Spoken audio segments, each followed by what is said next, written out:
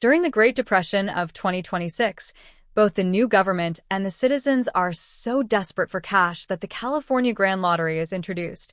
If someone manages to kill the winner before sunset, they're legally allowed to claim the prize. The only restriction is that firearms can't be used. By 2030, in Los Angeles, Sean has just won the lottery, and now he's on the run from a massive crowd determined to end his life. Sean doesn't think twice about defending himself, swiftly taking down his pursuers before escaping by vaulting over a fence. Afterward, he breaks into a house through a window, where he encounters an elderly woman. Without hesitation, he grabs her phone and destroys it. Outside, a surveillance drone captures everything. Sean takes a moment to catch his breath, but the woman pulls out a Grand Lottery-approved bolt gun and shoots him on the spot. The woman then snaps her ticket to summon the lottery officials, who break down the door and confirm that the winner is deceased. She receives a massive check for $22 million and makes an appearance on live TV. A month later, Katie arrives in Los Angeles to revive her acting career. On the bus, she repeatedly glances at a small Oscar-shaped keychain, seemingly a keepsake. Nearby, a little girl sits, so Katie pulls faces to make her giggle, though the girl's father rudely mocks her on his phone. Katie moves closer to him and pretends to be a police officer, threatening to report him to social services if he doesn't improve his behavior. The man quickly becomes kinder to his daughter, while an elderly woman approaches Katie to thank her for stepping in. She notices a billboard advertising Lewis Protection Agency and wishes she had personal security like that. During the trip, she observes how everyone on the streets seems either stressed or aggressive, often both. Meanwhile, the media is abuzz with talk about the next lottery draw, set to take place in 18 hours. Ticket sales have hit new records, and the upcoming jackpot stands at $3.6 billion. At home, Noel prepares his weapons while singing the Teenage Mutant Ninja Turtles theme song. Meanwhile, Katie arrives at the apartment she rented online, only to find that her roommate Shadi lied about the condition of the place. It's a complete mess. Shadi herself turns out to be quite irritating. Her pictures are all over Katie's room, her jokes are in poor taste, and she ignores her supportive mother's calls. Shadi also has an obnoxious boyfriend named DJ. The following day, Noel appears on TV, advertising his bodyguard services for the next lottery winner. When Katie wakes up, she's shocked to find the ceiling leaking from the upstairs bathroom, ruining her clothes. She calls Shadi to complain, especially since she has an audition in a few hours, but Shadi's only offer of help is to rent out her own clothes. Katie has no choice but to start spending her savings on a terrible outfit and taking a cab since she's running late. The driver makes inappropriate remarks and rambles about celebrity gossip, mentioning that the famous rapper Machine Gun Kelly owns a private bunker. When Katie finally arrives at the venue, an employee charges her $400 to participate. Her audition begins, and she explains that she appeared in many TV commercials as a child but had to pause her career to care for her sick mother. After her mother passed away, Katie decided to pursue acting again. She reaches into her pockets to grab her monologue notes, but instead finds Shadi's lottery ticket. The ticket activates when Katie accidentally presses her thumb against it, taking her picture and officially registering her as a participant. Startled, Katie quickly hides the ticket and attempts to perform, but she is instantly disliked and thrown out of the audition. In the hallway, the other actresses try to offer her words of encouragement. Suddenly, all their lottery tickets light up, announcing Katie as the winner and displaying her face. The actresses' attitudes shift immediately, and they attack Katie with anything they can grab, some even wield knives. The staff also joins in the chaos.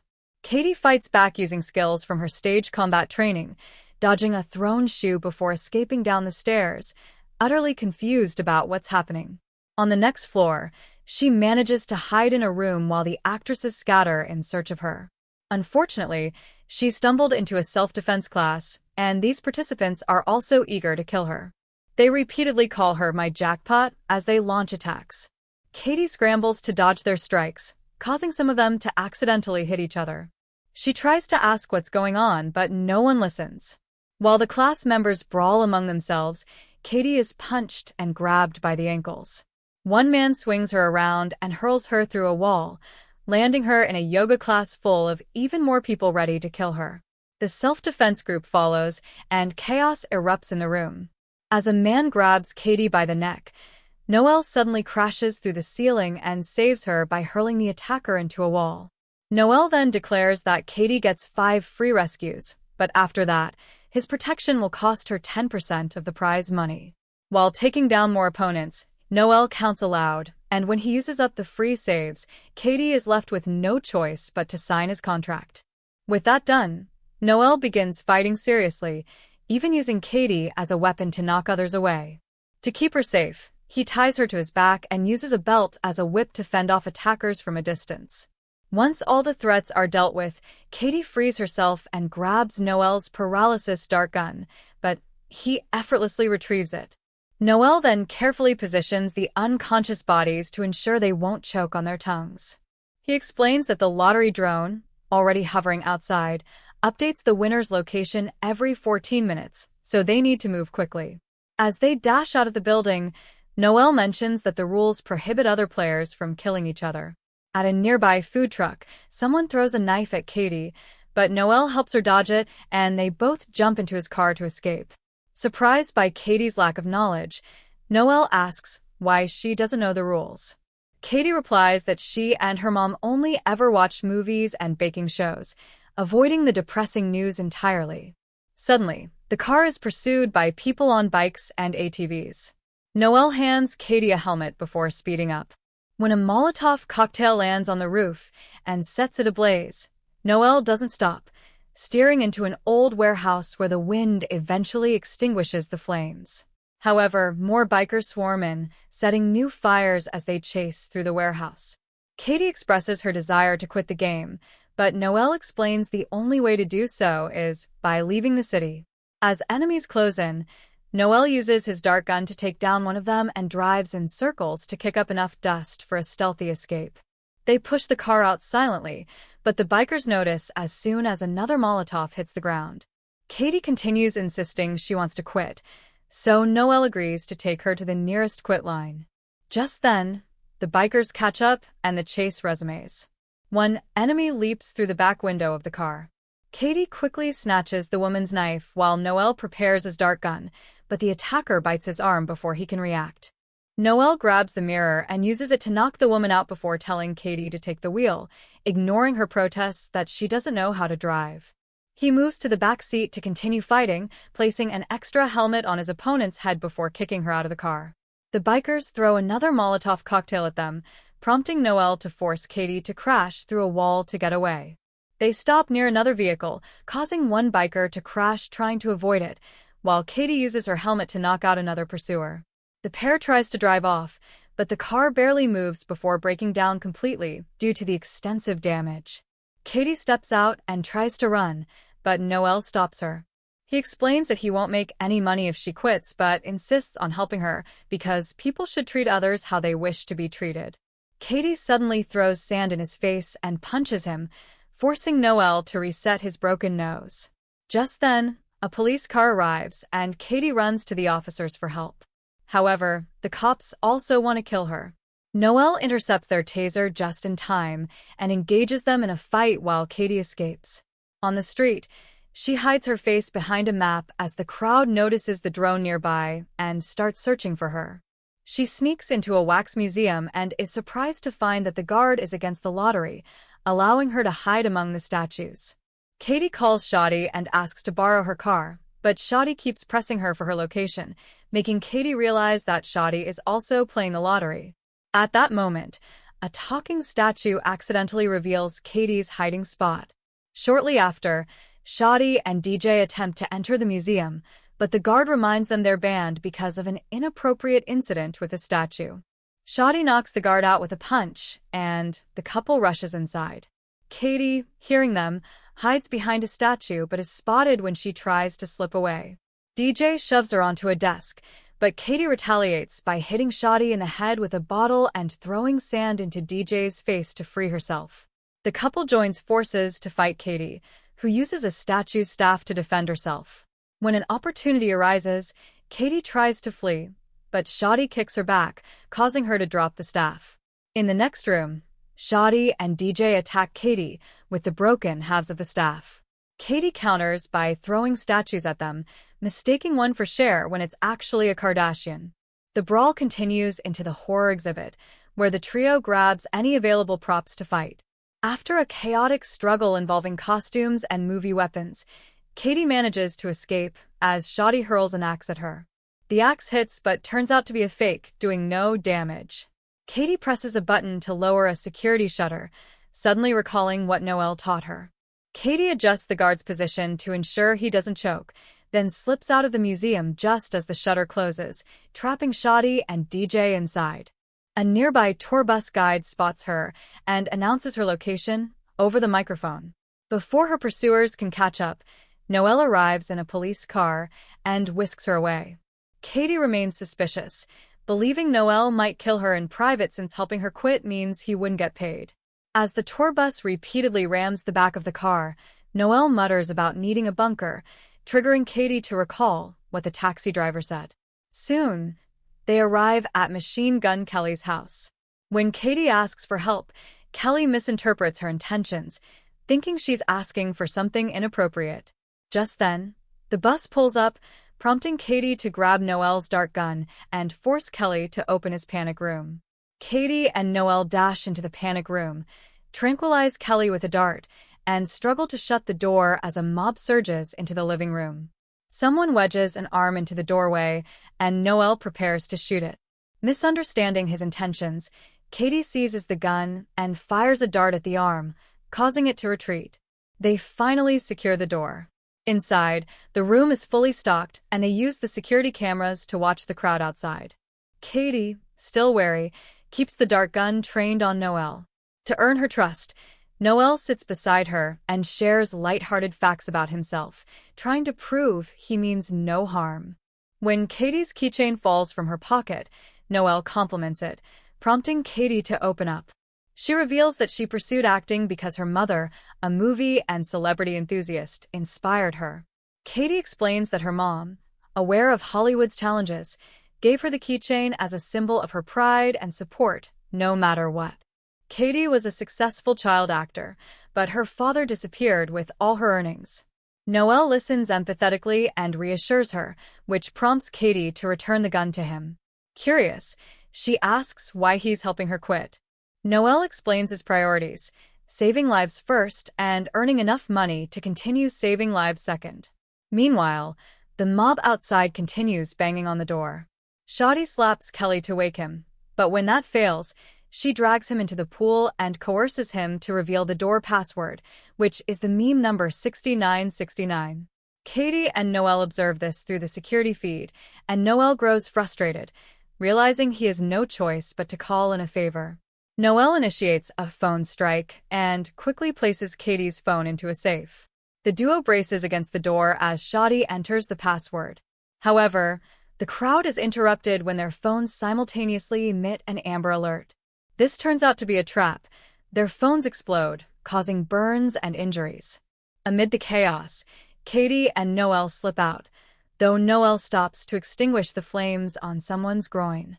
Outside, a team of guards waits with bulletproof vehicles and rubber bullet guns. They demand to take Katie into custody, but she insists they bring Noel along as well. During the ride, Katie questions if Noel is affiliated with these people.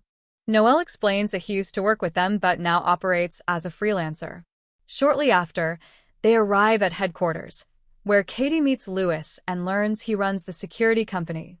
Katie is not impressed by Lewis because he constantly mocks Noel. She asks to be taken out of the city, but instead, Lewis gifts her a new phone and assures her that she's in the safest building in the nation. He also brags about the grenades he carries in his pocket. With only 4 hours left in the game, Lewis gives them a tour, showing them a wall dedicated to the winners they've saved. However, the names on the wall are marked as synonymous, and Lewis admits the company hasn't had many clients lately. Lewis explains they charge a 30% fee, and Katie agrees to sign the contract after securing a share of the money for Noel. Soon, they notice on the security cameras that a crowd is forming outside. Lewis decides it would be safer to move Katie to a hidden underground fortress using decoy vehicles. Before that, The duo receives medical treatment for their injuries, and Noel opens up further about his past. He reveals he was once a mercenary in the private sector alongside Lewis, working on missions around the globe to eliminate dangerous individuals. However, Noel eventually discovered that some of their targets weren't bad people. Realizing this, he quit mid-mission, causing the operation to fail. Only Noel and Lewis survived the fallout. Now, Noel dedicates his earnings to supporting the families of his victims and fallen teammates. In response, Katie shares her own story. She explains that her father was her manager, making her work tirelessly since she was 8 years old. When she turned 18 and asked to manage her own money, he disappeared with everything. Katie was left to care for her ill mother, who passed away a month ago, leaving her with just $600 and a bus ticket to Los Angeles. At that moment, an employee arrives with a prosthetic mask-making machine. Katie places her face inside, and the machine applies a mask that disguises her as an older man. However, Noel grows suspicious, noting that moving Katie doesn't seem logical. He points out that the facility is too costly to sustain with only 30% of the lottery winnings, especially given their recent lack of clients. After Katie changes clothes to complete her disguise, Noel realizes the truth. Lewis is only pretending to protect winners, while secretly killing them. Lewis leads Katie to a car, but she insists that Noel should accompany her. When Lewis refuses, Katie grows desperate and kicks him in the groin. Using the distraction, Noel opens the garage door and shoots the guards with his dart gun as the crowd rushes in. The crowd, not recognizing Katie due to her disguise, ignores her completely. Noel pulls Katie aside and slips her a keycard he swiped from one of the guards, urging her to run while he holds off the others. More guards arrive, subduing Noel while Lewis beats him, demanding information. Suddenly, the AI-driven decoy cars activate, and Katie hides in one of them. Furious, Lewis orders his men to pursue the cars. Downtown, Katie removes her mask and takes control of the vehicle, causing the sudden change of route to trigger an alert in Lewis's system. Meanwhile, social media is going wild because the drone has lost track of Katie, meaning if she doesn't make any mistakes, she'll stay safe from the pursuers until the end. This causes her to gain fans who see her as a hero. Moments later, Katie is about to leave town when she receives a call from Noel, who tells her to turn around or he'll kill him. In fact, he keeps stabbing Noel, but Noel tells Katie to save herself. After a moment of hesitation, Katie turns the car around and agrees to meet. Lewis takes Noel to an old theater and reveals that during their mercenary days, he always knew they were killing civilians. He didn't care because it was easy money. Lewis admits he doesn't like to share, which is why he killed their team, making it look like it was Noel's fault. With only 15 minutes remaining, Katie grabs a bolt gun from the glove compartment and rushes into the theater, finding Lewis and Noel on stage. She threatens to take her own life so nobody can claim the money, but Lewis doesn't believe her. Katie points out that he'll kill her anyway, and she also reveals she's recording this for social media, so he won't be able to clean the fingerprints off the gun and claim he didn't do it. Katie begins ranting about her miserable life and almost pulls the trigger, but Lewis finally drops the handcuff keys and asks for a deal. Katie pretends she's about to hand him the gun but instead kicks him off the stage, revealing she was acting the entire time. With Lewis out of the way, the other players immediately start going after Katie again. Everyone Katie has encountered today appears at the theater, blocking every exit. Katie grabs anything she can to slow them down. Suddenly, Lewis grabs her leg, causing her to fall and try to kill her. A cop tries to help, but Lewis kicks him aside and continues to struggle with Katie. At that moment, a crowd bursts into the theater, and Noel begins fighting them, still cuffed to a chair, while singing the Ninja Turtles theme song.